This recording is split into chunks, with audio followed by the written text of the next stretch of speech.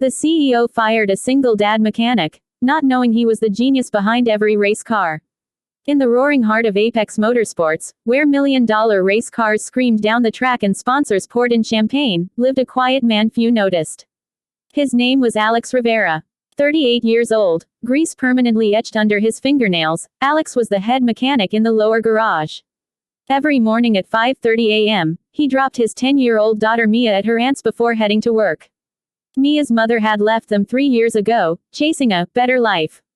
Alex never complained. He just worked harder. His hands were magic. While senior engineers took credit for flashy aerodynamic designs, Alex was the one who stayed until midnight, quietly recalibrating engines, perfecting suspension geometry, and inventing small but revolutionary tweaks that shaved precious tenths of a second off lap times.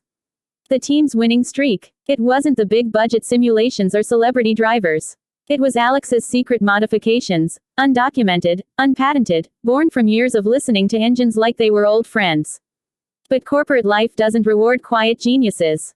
One rainy Tuesday, new CEO Victor Lang stormed into the garage. Victor was 45, sharp-suited, Harvard-educated, and obsessed with efficiency metrics. He had just taken over Apex after a boardroom coup. His first order: cut costs by 18%. Heads rolled. When he saw Alex's modest salary and noticed the mechanic had taken 2 personal days last month for Mia's school play and doctor visits, Victor made an example. "You're fired," Victor said coldly, not even looking up from his tablet. "We can't afford dead weight. Pack your tools." Alex stood still, wiping his hands on a rag. "Sir, the new aero package for this weekend." "Save it," Victor snapped. "Security will escort you out." Alex didn't beg. He simply nodded, hugged his team in silence, and left. That night, he cooked Mia spaghetti while she asked why Daddy was home early. He smiled and said, "Sometimes life gives us new tracks to race on, kiddo." The next race weekend was a disaster. The cars that had dominated the season suddenly felt sluggish. Drivers complained of understeer in high-speed corners. Engines overheated in ways the telemetry couldn't explain. The team finished 8th, their worst result in 2 years. Sponsors called. Media mocked. Victor's phone wouldn't stop ringing. In the war room, the lead engineer finally admitted it. The cars, they don't feel the same without Alex. He was the one making those custom valve adjustments and the hidden chassis dampers. We never fully documented them because he did it by feel.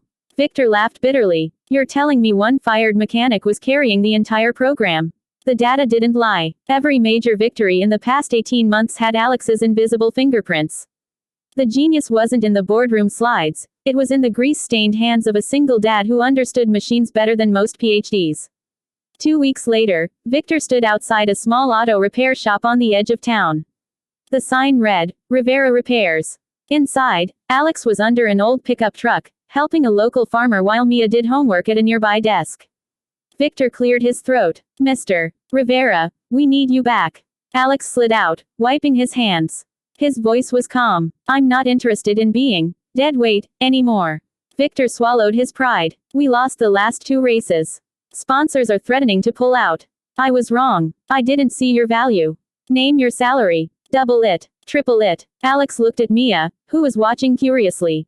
"This isn't about money. It's about respect. My daughter watches me work hard every day. I won't let her think her father begs for scraps." Victor, for the first time in years, looked human. "Then tell me what you want." Alex thought for a moment. "I want creative control over powertrain and chassis development. A proper engineering title. Flexible hours so I can be there for Mia. And I want every team member who actually builds the cars to get a fair bonus this season." Victor agreed on the spot. The comeback was legendary. At the next race, the cars felt alive again. Alex's new official designs pushed the limits. They won by nearly 4 seconds, a dominant performance. In victory lane, the driver lifted the trophy, but he pulled Alex up on the podium beside him. Cameras flashed. The world finally saw the man behind the machines. Victor stood in the background, clapping. Later that night, he sent Alex a personal note. "I almost destroyed the best thing this company had. Thank you for teaching me humility." 6 months later, Apex Motorsports dominated the championship.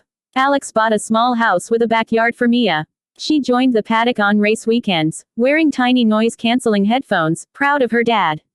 Alex never forgot where he came from.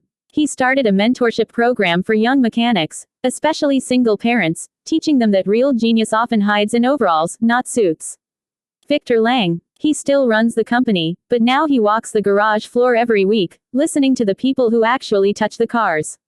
He learned the hardest lesson in business. Never underestimate the quiet ones carrying the load. Because sometimes the man you fire on a Tuesday is the reason the whole empire wins on Sunday. And in the world of speed, heart still beats louder than horsepower. Word count. 798. Voiceover script notes for recording. Read slowly and emotionally during Alex's firing and family moments. Build intensity during the losing streak in Revelation. End with warm, triumphant tone. Pause after key lines like, "You're fired," and, "I want creative control." If you want me to adjust the story, add more drama, change names, make it longer, shorter, or translate it into Hindi for voice recording, just tell me. I can also help format it for text-to-speech apps.